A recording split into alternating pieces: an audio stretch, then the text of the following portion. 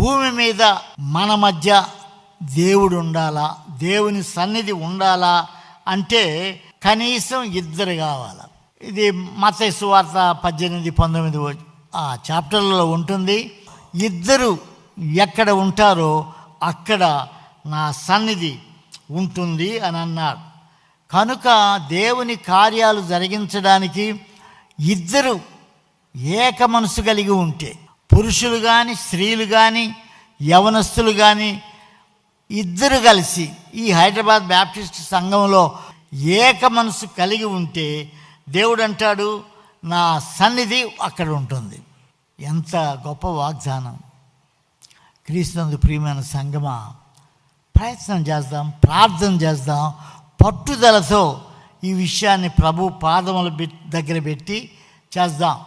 ఇద్దరం మరి ప్రార్థన చేసేటప్పుడు మనము మోకరించి ప్రభు సన్నిధిలో ఉంటే దైవ సాన్నిధ్యం మనతో ఉంటుంది. అది మీరు గమనించాలా. ఈ దైవ సాన్నిధ్యం మన దగ్గర ఉంటే మనం ఏమడిగినా దేవుడు అది అనుగ్రహిస్తూ ఉంటాడు.